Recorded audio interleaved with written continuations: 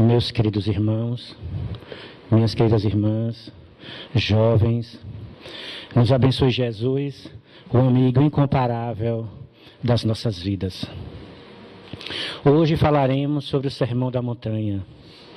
Nesse mês de dezembro que relembra a passagem de Jesus, o nascimento do Cristo na terra, para o calendário humano, comum, trivial. Mas as fontes espirituais retratam que o nascimento do Cristo fora no mês de abril. Mas o materialismo, muitas vezes primitivo, e o materialismo transformou essa data para o mês de dezembro. Jesus foi esse legislador divino que esteve a estar conosco para ensinar. Simplesmente ser o ponto de ligação, de união psíquica entre a criatura e o Criador. É esse irmão maior, é esse espírito mais perfeito que Deus ofereceu ao mundo como modelo e guia. No Livro dos Espíritos, na questão 625.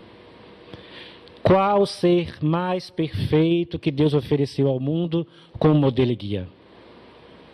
E os Espíritos responderam a Allan Kardec: Jesus. E nós ficamos imaginando em um planeta que passaram almas nobres, como Confúcio, Buda, Lao Tse e muitos outros. Espíritos nobres de escola, que vieram também lecionar a paz e o amor. Mas Jesus foi o maior de todos. No livro Primícias do Reino, de Amélia Rodrigues, ali no seu frontispício e nos primeiros capítulos, retrata a passagem de Jesus na terra. Que ele foi o maior. Maior que Aníbal, maior que Abraão, maior que Moisés, maior que César, maior que Caio, Júlio, César, Otávio, Augusto. Foi o maior. Então Jesus é esse Espírito superior que recebeu das mãos de Deus a missão de coordenar, guiar e dirigir essa nau terráquea. Essa frase nau terráquea para mim é de uma beleza infinita. Porque quando os espíritos bondosos se referem à terra como nau terráquea, eu já falei isso nesta tribuna, é porque refere-se à terra como um grande barco, e que os espíritos viajam neste barco em busca da sua paz, em busca da sua felicidade, em busca da sua plenitude. E neste mês que comemoramos o aniversário dele, mas deveríamos comemorar todos os dias de nossa existência a presença de Jesus. Porque ele, na figura de legislador, mas não aquele legislador hebreu que narram as Escrituras, mas o legislador do amor. Porque ele veio ensinar o amor. Ele veio ensinar que o amor é o hálito divino.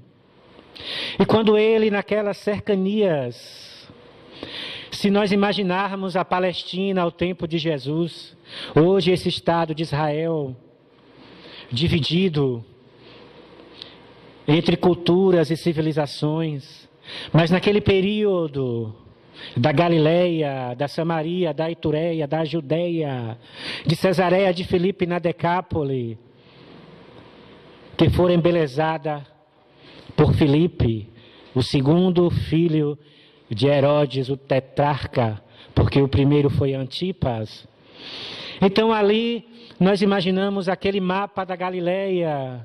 Todos nós, se pudéssemos buscar hoje com os recursos tecnológicos e científicos que a humanidade hoje tem a oportunidade de desvendar, de mexer, de trabalhar, poder colocarmos com essa tecnologia aquela imagem da Palestina antiga, do mundo antigo, e aquelas imagens daquela terra árida e seca da Judeia, que Jesus ali pisou, e da formosura e da beleza da Galileia, daquele lago de Genezaré, ou Tiberíades, ou Mar da Galileia, em homenagem a Tibérios Cláudio Nero César. Ali poderemos imaginar a beleza, os ventos, as tulipas em flor, como narra Amélia Rodrigues. O mar bravio, as tamareiras e aqueles homens simples, pescadores de almas, como asseverou Jesus, esperando o convite ao tirar suas redes do mar.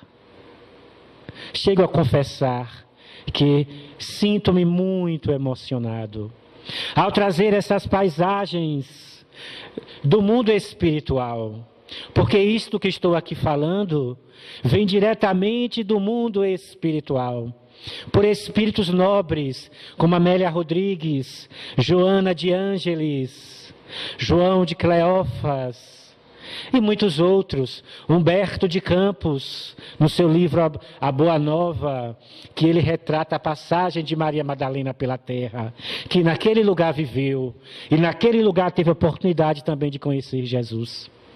Então, se nós pudéssemos colocar esta visão psíquica naquela região longínqua e distante que Jesus pisou. E logo mais eu estava há poucos minutos pensando naquela sala, como iria começar esta palestra, como iria abordá-la para falar de Jesus, como começar a temática do Sermão da Montanha e sentir a presença do Espírito. Esse Espírito que eu ainda não sei quem é, mas que se apresenta sempre com a figura e a imagem de Jesus, com os cabelos ao vento, a túnica branca alva da cor das nuvens, os olhos esverdeados de uma beleza infinita. E eu olhei para ele e disse: ainda bem que você chegou, porque eu senti uma emoção e vi que no meu psiquismo mudou, e que as imagens da Palestina começaram a fruir. E eu comecei a viver naquele momento como se estivesse pisando nas areias do lago de Genezaré. E sentindo a presença e o convite de Jesus. Mas esse convite estende-se ao homem contemporâneo, que logo mais estaremos em 2017, mas que ainda temos imensa necessidade de Jesus. Imensa necessidade de encontrar Jesus, imensa necessidade de abraçar Jesus, porque Ele ainda é o hálito divino, é esse Rei solar que une as criaturas em um único foco na direção de Deus. Então fiquei a imaginar qual o propósito do Sermão da Montanha, que não foi no Monte das Oliveiras, que o Monte das Oliveiras na Judéia ficou marcado pelo local da entrega de Jesus aos homens pigmeus. Ali, no Monte das Oliveiras, Judas indica a Malco e a alguns homens comuns que ele estava a orar.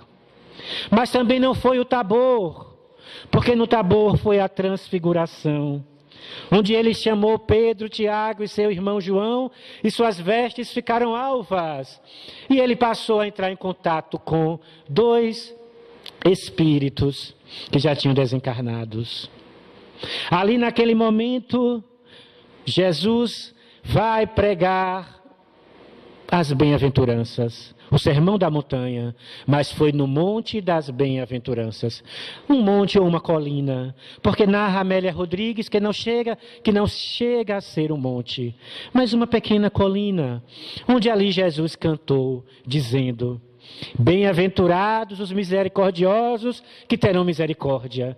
E eu tive um estacato, porque ao ter a ideia de começar esta fala, por esta proposta do Espírito de há pouco, dizendo-me: bem-aventurados os misericordiosos, porque terão misericórdia.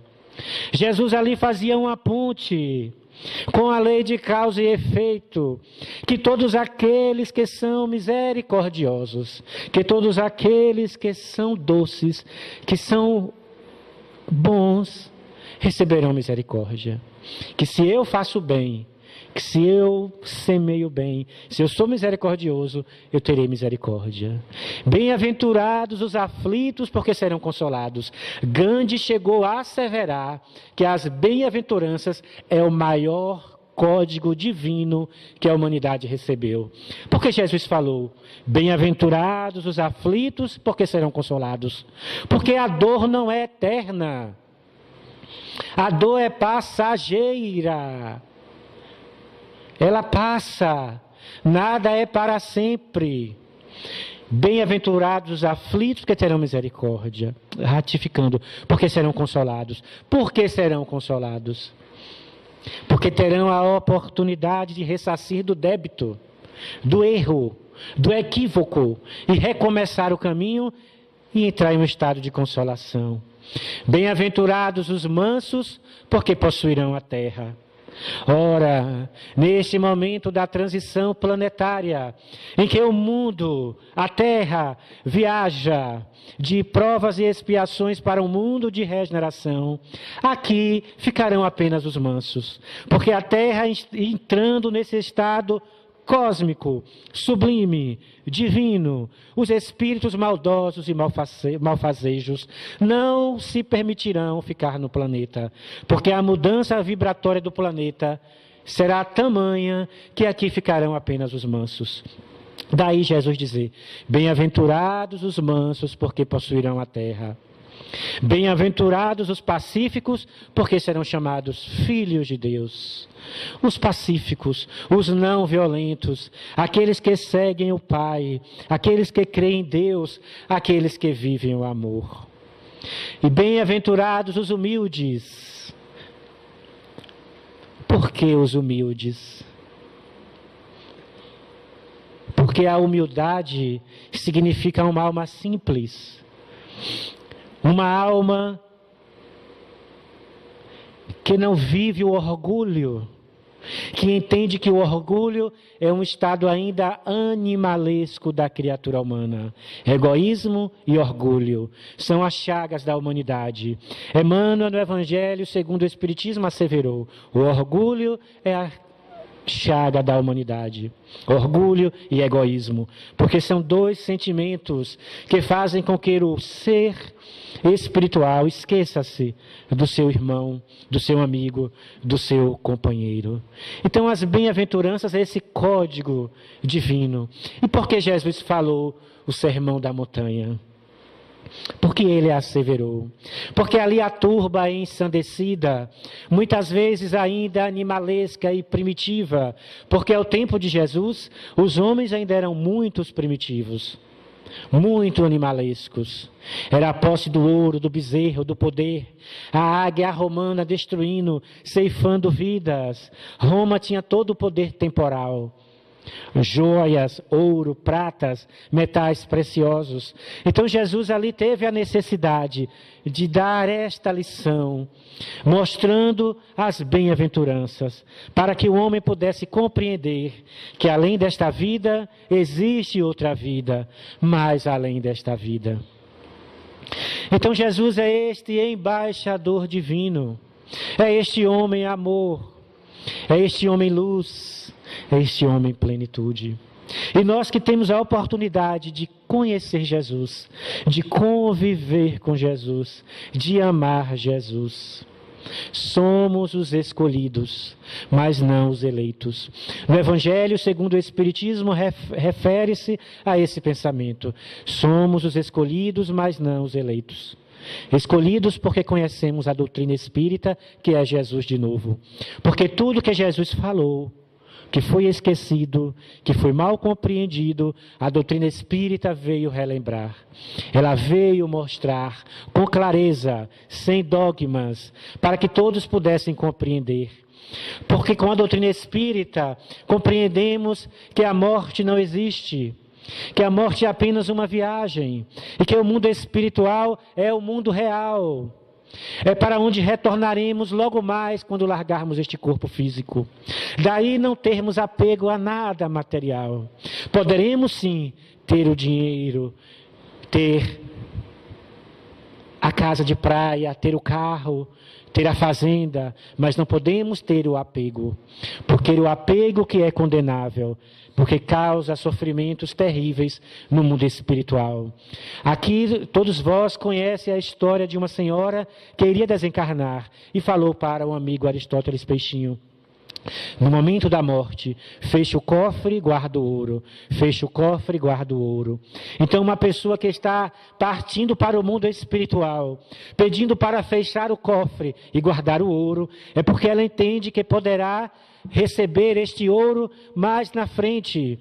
É como as tradições egípcias, que se colocavam uma moeda de ouro na boca do faraó para que ele pudesse pagar as despesas além da vida. Se estou equivocado, mas acredito que sim. Então, não devemos ter apego. Não devemos ter esse apego material.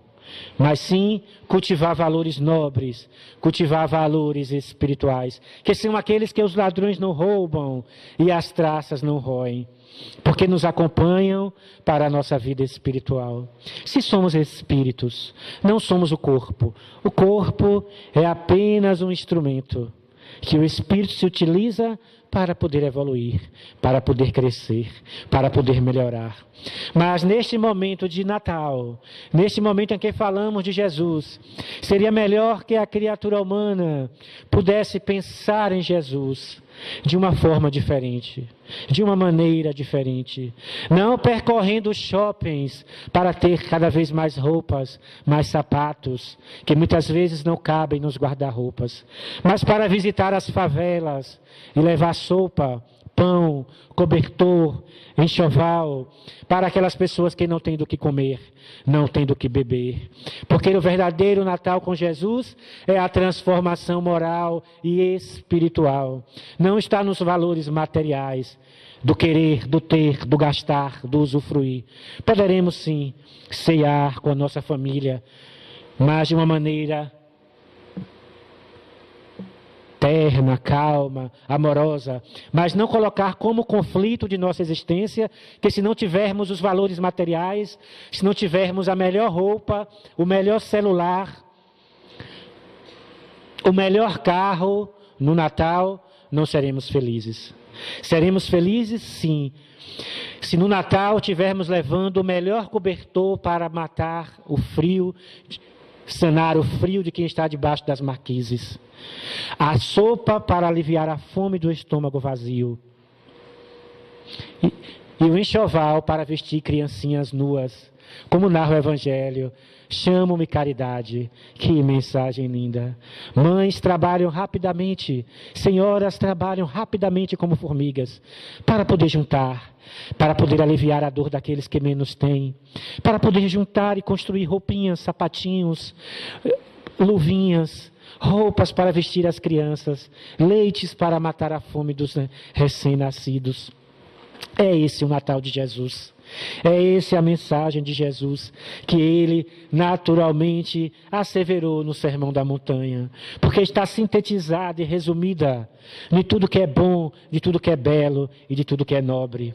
Então, se queremos seguir a Jesus e se queremos viver com Jesus e sentir Jesus, o nosso Natal deverá ser diferente, pleno, amoroso. E a doutrina espírita convida para que as pessoas possam contribuir com as campanhas que a casa promove para vestir o nu, para matar a sede, para matar a fome. E assim, naturalmente, estaremos vivendo conforme Jesus nos ensinou. Porque Jesus não tinha nada. Jesus não tinha uma sandália. Jesus vivia na casa de Simão Pedro, depois na casa de Lázaro, Maria e Marta, pernoitando. E quando ele chega na casa de Maria e Marta, Marta olha para Maria e diz: Maria, vamos arrumar a casa, Jesus está aqui, vamos fazer a comida, vamos fazer a ceia, vamos banquetear-nos com o mestre, ele está aqui. E Jesus olha para Marta e disse: Marta, Maria está com a melhor parte, porque ali Maria ajoelhada estava ouvindo a Jesus falar: bem-aventurados os mansos, mansos, porque serão consolados. Vai, filha, semear o amor. Vai, filha, pensar na vida além desta vida. E Marta pensando só nos afazeres materiais. Então, muitas vezes, estamos na figura de Marta, porque estamos pensando só na terra, terra, terra. E não somos da terra. Somos espíritos reencarnados na terra, mas destinados ao infinito, ao futuro espiritual. E ali Maria estava bebendo aqueles ensinamentos de Jesus. Então Jesus pernoitava nessas casas de Simão, de Maria e Marta. Estava pernoitando. Ele não tinha uma pedra para colocar a cabeça. Amélia Rodrigues retrata de uma beleza infinita. A sua casa era abobada azul, eram as estrelas, era a lua, aonde ele sentado na relva contemplava a natureza e entrava em comunhão com o Pai. E nós hoje, repito, se não tivermos o melhor, estou também me colocando nesta condição. Se nós não podemos ter o melhor, não estamos satisfeitos. Achamos que é a injustiça de Deus. Mas não é bem assim. Porque andamos, porque comemos, porque bebemos, porque temos saúde para trabalhar. Falamos. Quantos não falam? Chico Xavier visitava uma moça chamada Valéria, hemiplégica. Ela tinha a paralisia do lado esquerdo do corpo. E Chico levou bolo durante 15 anos. Bolos e balas para Valéria. E dizia: Valéria, Jesus esteve na terra. Valéria, Jesus andou aqui, Valéria. Imagine Chico falando para aquela mulher: Valéria, Jesus esteve na terra, fale seu nome. E ela dizia: Zezuso. Mas Valéria, Chico esteve conosco, Jesus esteve conosco. E Valéria desencarnou de um problema pulmonar, de uma pneumonia. E quando ela desencarna, Chico levou bolos e balas durante 15 anos. Ah, Chico Xavier, esse homem é amor. Esse homem paz, esse homem plenitude, esse espírito que quando nós imaginamos a voz de Chico Xavier, muitas vezes quando o conflito nos acode, porque todos nós temos conflitos, todos nós temos sofrimentos, todos nós temos dificuldades, e quando pensamos em Chico, com aquela voz suave e doce, dizendo que era necessário nos amarmos como Jesus nos amou, aquela voz dúctil de Chico Xavier, que nós ouvimos em algumas redes sociais para acalmar a mente e apaziguar o coração. Quando relembramos a sua voz e ouvimos a sua fala, entramos em plenitude, porque a sua emanação psíquica nos conforta. Então imaginamos aqueles que tiveram a oportunidade de ter o contato físico com Chico Xavier, como Valéria, e ela desencarnou. Passaram-se 2 anos e Chico teve um problema cardíaco e os médicos fizeram com que ele tivesse silêncio total. E em uma noite que Chico estava ainda no hospital, se recuperando, aquele espírito luminoso apareceu. Chico, aquela alma tão linda do lado dele, não reconheceu. E ela disse: não vou dizer meu nome, você vai ter que lembrar. E ele: mas é alguém de Pedro Leopoldo? É alguém de Uberaba, da família Silva, José, Santana? Aí ela: Chico, eu vou lhe dizer só uma coisa: Zezuso. E aquele espírito se metamorfoseou de uma beleza infinita. E Chico percebeu que era Valéria, que era aquele espírito de hemiplegia, que durante 15 anos, Chico levou balas e pães para aquela alma. E ao desencarnar, ela veio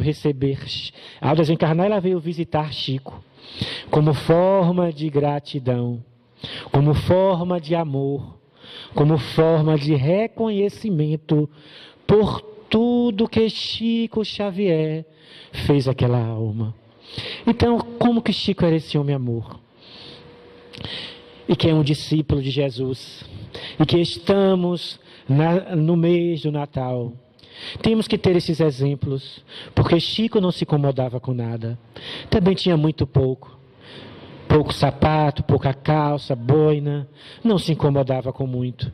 Como Jesus não tinha muitas coisas, como Gandhi também não tinha muitas coisas, como Irmã Dulce só tinha praticamente um cilindro de oxigênio e uma cadeira para passar um pouco da noite. Era o que a irmã Dulce tinha, um cilindro de oxigênio.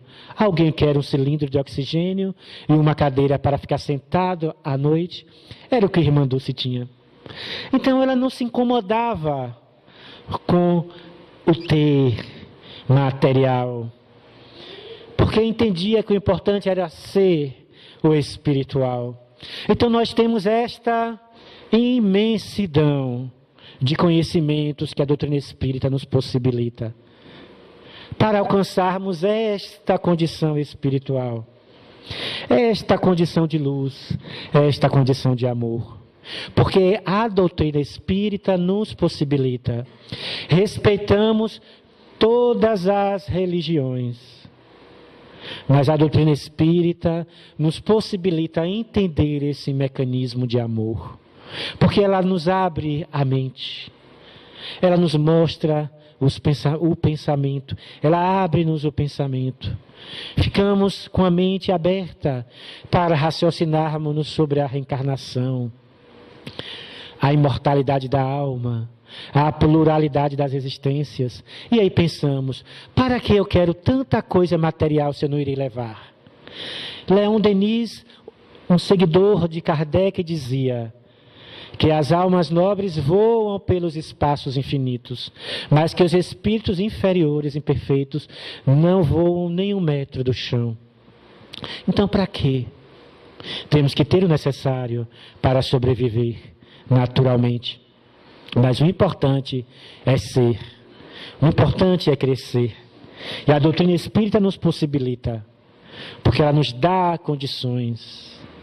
Eu estava conversando com uma pessoa de uma outra denominação religiosa, e eu estava perguntando, vocês leem, vocês estudam? Mas a pessoa não soube me responder porque não leem, não estudam, apenas ouvem aquilo que a pessoa professa e aceitam. Aí eu falei, mas a doutrina espírita é tão bela, porque ela faz com que a gente pense, com que a gente pesquise, com que a gente busque, com que a gente conquiste, imaginar os espaços, os satélites, as galáxias, os sóis, as vidas em outros planetas, que hoje a tecnologia possibilita desvendar os mundos habitados através dos telescópios, do Hubble e de alguns satélites que trazem informações espaciais. Então é uma beleza. Então busquemos seguir Jesus. Busquemos seguir o amor, a paz, a pulcritude, a benevolência, e que o sermão da montanha vibre em nossas vidas como referencial, porque se Gandhi, aquela alma nobre, que mesmo depois de ter recebido o tiro, perdoou o seu algoz, quem de nós perdoaria aquele que tivesse nos alvejado com uma arma de fogo? E Gandhi perdoou.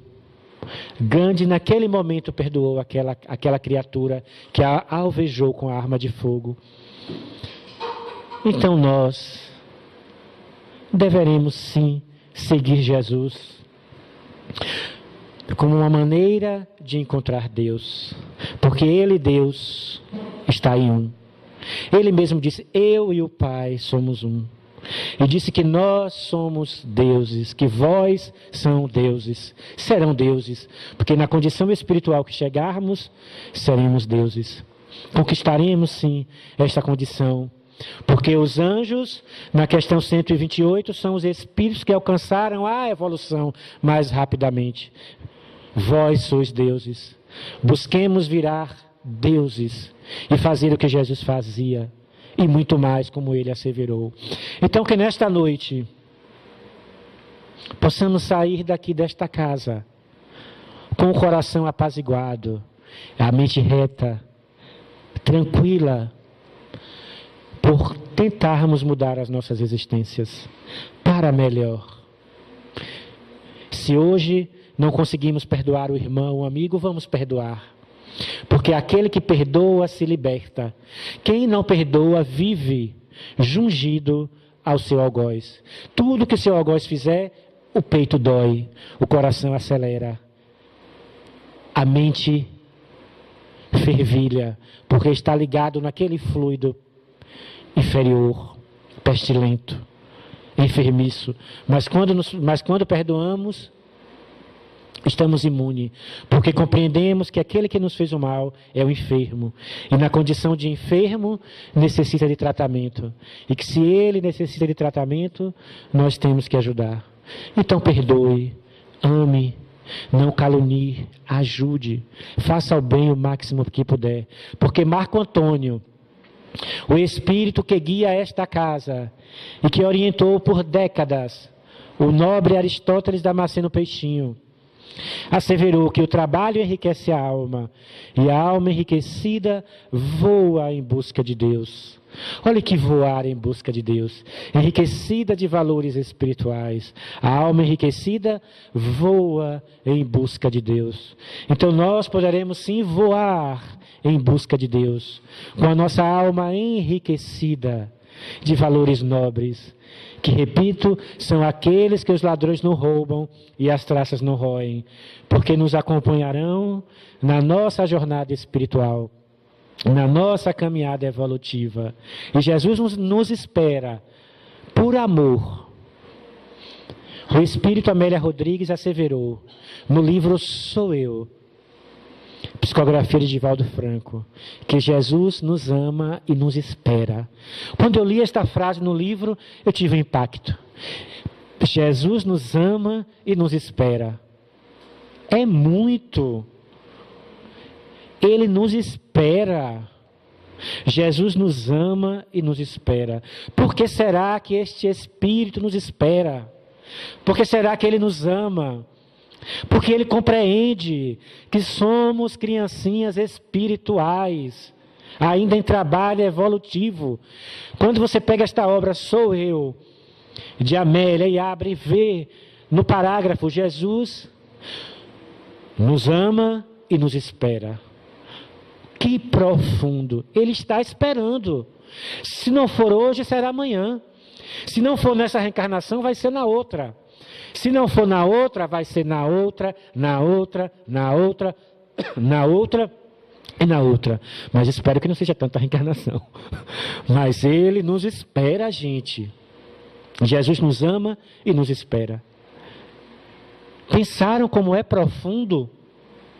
Aí a pessoa rouba, a pessoa mata, a pessoa estupra, a pessoa calunia, mas Jesus espera. Porque uma pessoa me perguntou, como pode, me perguntou hoje pela tarde, como pode Jesus estar na cruz e dizer que Dimas e Gestas, que são dois homens equivocados, dois ladrões que estavam lá de Jesus. Jesus vira para Dimas e fala, Dimas, hoje você estará no meu reino. Aí a pessoa me inquiriu, como pode um bandido estar no reino de Jesus? Como pode um bandido, um malfeitor, Jesus virar e dizer, hoje você estará no meu reino? Aí eu falei, porque Jesus é amor. Porque Jesus deixa aberta a porta para que todos possam recomeçar. Porque Jesus sabe que aquele que errou, conhece os motivos que ele fez o erro. Os atenuantes, por que ele roubou, por que ele matou, o que levou ao crime. Então Jesus sabe de tudo, sabe dos pesos e das medidas. E Ele é amor. Então Ele jamais iria dizer, está condenado eternamente. Por isso que Ele disse, hoje estará comigo. Ou seja, terá a oportunidade de recomeçar, de retrabalhar a sua caminhada. E logo mais estará no meu reino de amor. E a porta está sempre aberta, jamais fechada. Mas um malfeitor, sim, um malfeitor, Dimas e Gestas. Mas ninguém sabe qual foi o motivo que levou aquele homem a ser um malfeitor. E Jesus sabe o motivo, nós não sabemos, mas Jesus sabe. E como ele disse, que conhece ergo bono pastor sum. Eu conheço nominalmente todas as ovelhas que o Pai me confiou. Então ele conhece tudo das ovelhas. Daí ele dizer isso, que estaria com ele. Então nós estaremos com Jesus, porque segundo Amélia, Arquivos do Mundo Espiritual, na obra Sou Eu, de Divaldo Franco, Jesus nos ama e nos espera. Que seja breve esse esperar, que não seja longo, que não seja tão tardio, porque a terra urge, em caráter de urgência, para que os espíritos espíritos possam melhorar. Ele nos espera. Jesus. Imagine a imagem de Jesus em nossas mentes. Como seria este homem com aquela areia calcada da Galileia, o vento balançando seus cabelos, a poeira das alpercatas, a face empapada de suor, como narra Humberto de Campos, os olhos azuis e a tez queimada do sol, do clima árido, seco, e Ele nos convidando a segui-lo. Ah, Jesus, vem ter conosco. Pensemos nele. Pensemos em Jesus. E tem pessoas que não conhecem a doutrina espírita aí fora que dizem que a doutrina espírita não tem Jesus. Eu falei a noite toda de Jesus. Que Deus nos abençoe.